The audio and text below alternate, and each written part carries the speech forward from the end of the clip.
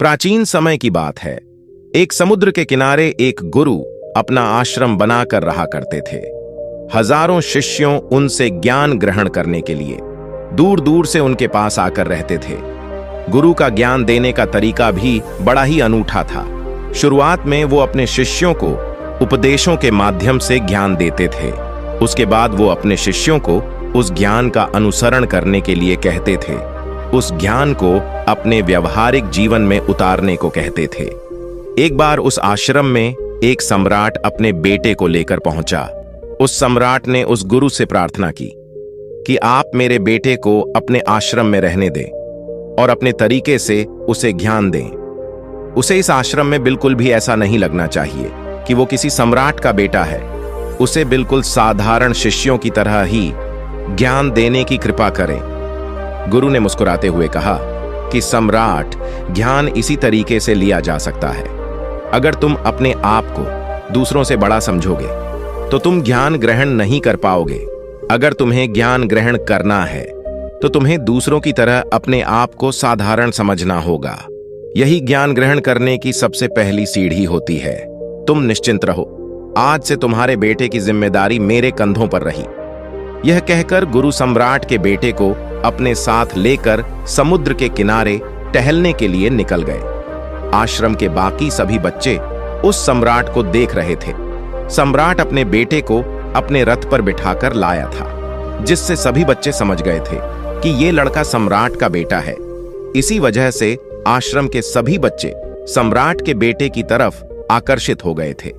जब गुरु सम्राट के बेटे को लेकर समुद्र किनारे पर टहल रहे थे तो सम्राट का बेटा अचानक फूट फूट कर रोने लगा, क्योंकि अभी वो सिर्फ 12 वर्ष का था और 12 वर्ष की आयु में उसके पिता उसे अपने से दूर छोड़कर चले गए थे। ये सदमा वो बच्चा सहन नहीं कर पा रहा था। वो नहीं समझ पा रहा था कि उसके पिता उसकी भलाई के लिए उसे उस गुरु के पास छोड़कर गए हैं। उसे रोते हुए देखकर गुरु ने कहा कि बेटा, मैं तुम्हें चुप नहीं कराऊंगा। हो सकता है कि आज मैं तुम्हारे आंसू पोंछ दूं, लेकिन कल तुम फिर अपने आप को अकेला पाओगे। याद रखना, जीवन में इंसान अकेला आता है और अकेला ही जाता है। जितनी जल्दी जो इंसान इस बात को समझ लेता है, वो उतनी जल्दी आत्मज्ञान के रास्ते पर निकल पड़ता है। गुरु ने अपनी बात आगे बढ़ाते हुए कहा कि जो इंसान अकेला रहना सीख लेता है वही खुद से प्यार कर पाता है, और जो खुद से प्यार करना जानता है वो किसी के भी जाने का अफसोस नहीं करता, क्योंकि वो खुद से ही प्यार करता है। धीरे धीरे तुम आश्रम के माहौल में ढल जाओगे। शुरुआत में तुम्हें समस्या आ सकती है, लेकिन कुछ दिनों के बाद तुम इसे आत्मसात कर लोगे। उसके बाद तुम्हें यही जगह बहुत अच्छी लगने लगेगी। ये जगह तुम्हें अपनी महल जैसी लगने लगेगी। संध्या हो चली थी। समुद्र के दूसरे छोर पर सूरज सीखने लगा था और अपनी लालिमा पूरे आसमान में बिखेर रहा था। बड़ा ही सुंदर दृश्य था और गुरु उस शिष्य को अपने साथ लेकर आश्रम में वापस लौट आए। उस शिष्य को भी थोड़ी शांत बना मिली, क्योंकि गुरु की आंखों में एक अभूतपूर्व शांति झलक रही थी।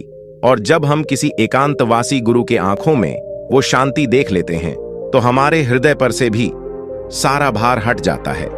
मन एकदम निर्मल हो जाता है। जब सम्राट का बेटा रात्रि का भोजन करने के लिए भोजन कक्ष में पहुंचा तो आसपास के सभी शिष्य उसके पास आने लगे।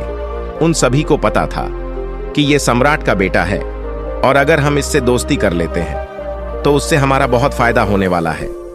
यही सोचकर आश्रम के ज्यादातर बच्चों ने उसे घेर लिया था। बस कुछ बच्चे जो अकेले रहने का महत्व समझते थे, जो दिखावे में विश्वास नहीं करते थे, वो उस सम्राट के बेटे के पास जाने की बजाय अपना पूरा ध्यान खाने पर लगा रहे थे और एकांत में बैठकर अपना भोजन कर रहे थे। कुछ दिनों के बाद सम्राट के बेटे की आश्रम के ज्यादातर बच्चों के साथ दोस्ती हो गई।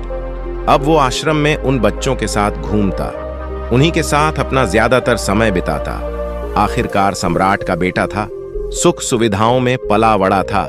आसपास बहुत से दास और दासियां होते थे। आसपास अपने मित्रों से घिरे होना, वही दिनचर्या उसने इस आश्रम में भी अपना ली थी। ऐसा नहीं था कि गुरु को ये सब पता नहीं था, पर गुरु उसे अलग तरीके से ज्ञान देना चाहते थे। बच्चों को ज्ञान आप उपदेश देकर नहीं दे सकते, उन्हें साक्षात्कार कराना पड़ता है।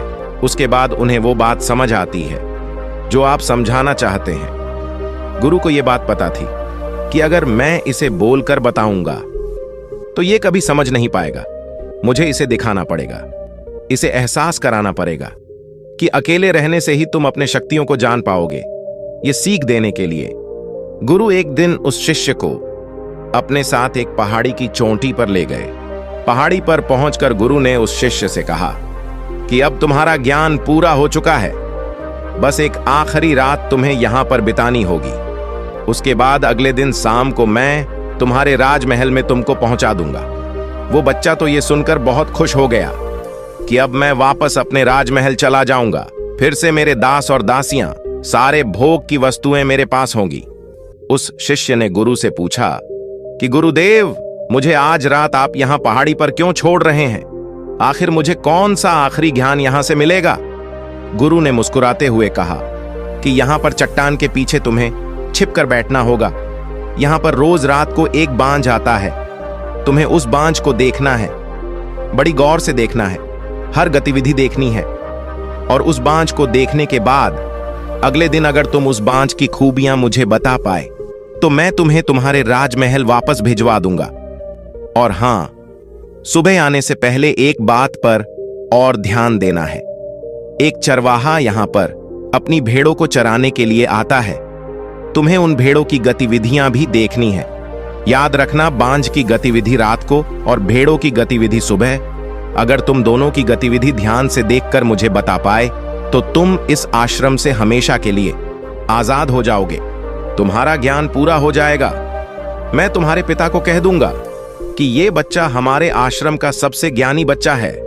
ये कहकर गुरु अपने आश्रम में वापस लौट आए और वो बच्चा वहीं पर उस चट्टान के पीछे खड़ा हुआ, उस बांझ का इंतजार करने लगा। काफी वक्त बीत जाने के बाद वहां पर एक बांझ अपने बच्चों के साथ पहुंचा। सम्राट के बेटे ने पूरी रात उस बांझ की गतिविधि बड़े ही ध्यानपूर्वक देखी और सुबह होने के बाद जब चरवाहा वहां पर अपने भेड़ों को लेकर पहुंचा तो उसने एक अभूतपूर्व दृश्य देखा। उसने देखा कि वो बांझ भेड़ की एक मेमने को अपने पंजों में दबाकर आसमान में उड़ गया। उसने उस भेड़ के बच्चे का शिकार कर लिया। ये सारा दृश्य देखकर वो बच्चा आश्रम में वापस अपने गुरु के पास पहुंचा। इससे पहले कि गुरु उससे कुछ पूछते, उसने गुरु को प्रणाम करते हुए कहा कि गुरुदेव, आप आश्रम के सभी बच्चों को यहां पर बुला लीजिए। मैं सब लोगों को बताना चाहता हूं कि मैंने क्या देखा जब आश्रम के सभी बच्चे वहां पर पहुंच गए। तो उस सम्राट के बेटे ने कहना शुरू किया कि मैंने अपने जीवन में बहुत से पक्षियों को देखा है, लेकिन बांझ उन सभी पक्षियों में से सबसे अद्भुत और सबसे अलग होता है। उदाहरण के लिए, एक तोता हम सभी ने देखा है। तोता बोलता तो बहुत है लेकिन कभी ऊंचा नहीं उड़ पाता, लेकिन एक बांझ जो कि हर समय शांत रहता है, वो आकाश को भी छू सकता है। उसमें आकाश को भी छू लेने का सामर्थ्य होता है। जब भी एक बांझ अपने शिकार को निश्चित कर लेता है तो वो उसी शिकार पर अपनी नजरें गड़ाए रहता है, चाहे वो कितनी भी ऊंचाई पर क्यों ना हो, चाहे कितना भी बड़ा तूफान क्यों ना आ जाए, लेकिन उसकी नजर हमेशा अपने लक्ष्य पर स्थिर रहती है। आज सुबह जिस बांझ को मैंने देखा, उसने हर भेड़ को अपना शिकार नहीं बनाया, बल्कि उस भेड़ों के झुंड में से उसने उस भेड़ के मेमने को अपना शिकार बनाया। उसी बांझ की तरह हमें भी अपना ध्यान अपने एक ही लक्ष्य पर स्थिर रखना चाहिए। चाहे कितनी भी अड़चनें क्यों ना आए, हमें अपना लक्ष्य स्पष्ट दिखाई देना चाहिए। 10-20 अलग अलग लक्षणों में अपनी ऊर्जा बर्बाद करने की बजाय हमें किसी एक लक्ष्य पर पूरी एकाग्रता के साथ ध्यान देना चाहिए। तीसरी बात जो मैंने उस बांझ से सीखी और जो हम सभी को सीखनी चाहिए, वो ये है कि बांझ कभी भी दूसरे पक्षी के साथ नहीं उड़ता। वो हमेशा आकाश में अकेला उड़ता है। इससे हमें ये सीख लेनी चाहिए कि हमें कभी भी छोटे सोच वाले लोगों के साथ नहीं रहना चाहिए। आखिरकार हम भी वही बन जाते हैं जिनके साथ हम रहते हैं। इसीलिए या तो बड़ी सोच वालों के साथ रहो या फिर अकेले रहो, क्योंकि जब हम अकेले रहते हैं तभी हम खुद की ताकत और खुद की कमजोरियों को जान पाते हैं। कमजोरियों को जानकर उनको दूर कर सकते हैं और अपनी ताकत को जानकर उसका सही इस्तेमाल कर सकते हैं। लेकिन वो तभी संभव होगा जब हम अकेले रहना सीखेंगे। चौथी सीख जो हमें एक बांझ से लेने चाहिए कि एक बांझ हमेशा अपनी सीमाओं से ऊपर उठकर उड़ता है। जब तूफान आता है तो हर एक पक्षी अपने घोंसले की तरफ भागता है, खुद को छुपाने की जगह ढूंढता है। लेकिन बांझ ऐसा कुछ भी नहीं करता। वो खुद की सीमाओं को तोड़कर बादलों से भी ऊपर उड़ने का प्रयास करता है। हवाएं उसे ढपेरे मारती हैं, पंख उसके भारी हो जाते हैं, पानी और धूल की वजह से उसे कुछ दिखाई नहीं देता, लेकिन वो फिर भी आसमान की तरफ उड़ता रहता है और अंततः बादलों से भी ऊपर निकल जाता है और वहां तब तक उड़ता रहता है जब तक मौसम ठीक नहीं हो जाता। अपनी सीमाओं को सिर्फ इसीलिए तोड़ पाता है क्योंकि वो समस्या के आने पर उससे घबराता नहीं है, उससे डर कर बचने का प्रयास नहीं करता, बल्कि एक सकारात्मक नजरिया के साथ उसका सामना करता है। जीवन में चाहे कितनी भी अड़चनें क्यों ना आए, हमें उन अड़चनों से लड़ना चाहिए, ना कि उनसे डरकर कहीं छिप कर बैठना चाहिए। बहादुर तो वो लोग होते हैं जो तूफानों से टकरा जाते हैं। कायर तो अपने घर में, अपने घोंसले में अपनी जगह ढूंढकर बैठ जाते हैं।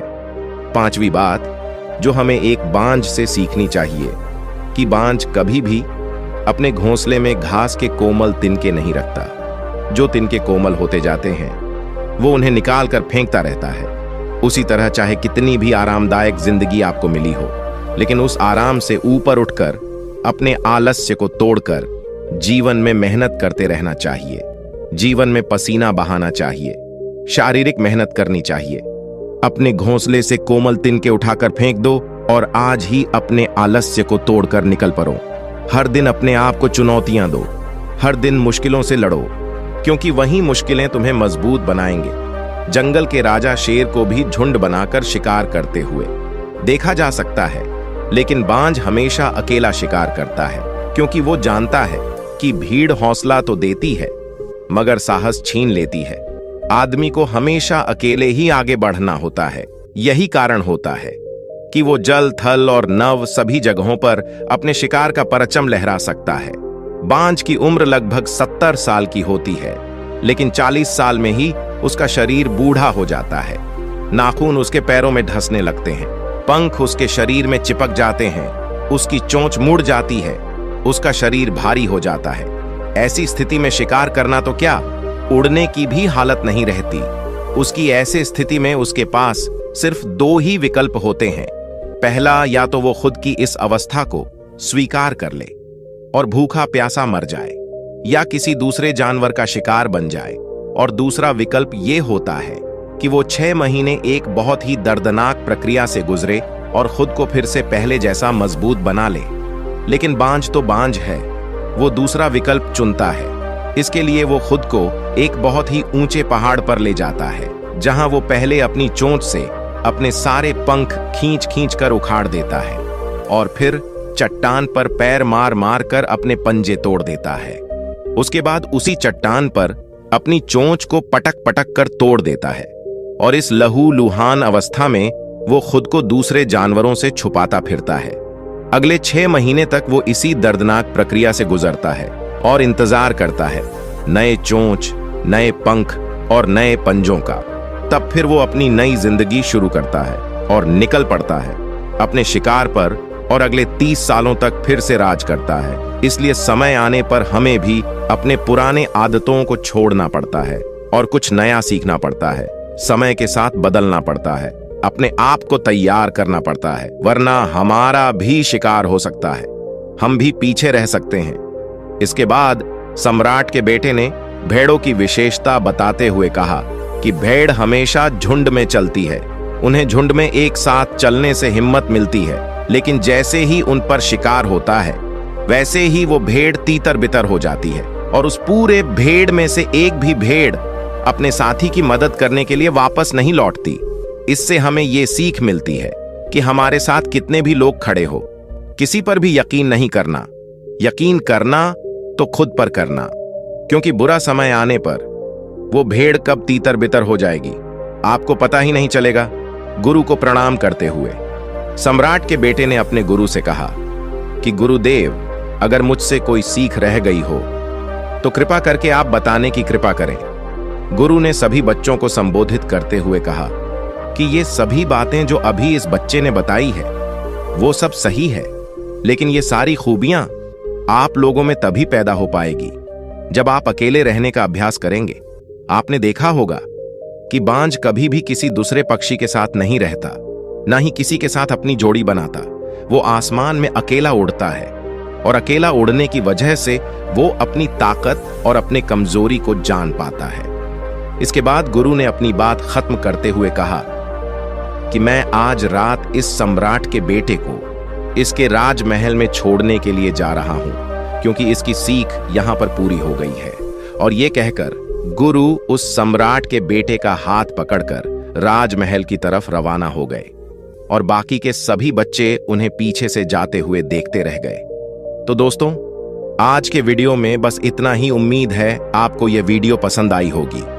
अगर पसंद आई होगी तो वीडियो को एक लाइक करना मत भूलिएगा। ओम बुन बुधाय नमः, ओम बुन बुधाय नमः, ओम बुन बुधाय नमः।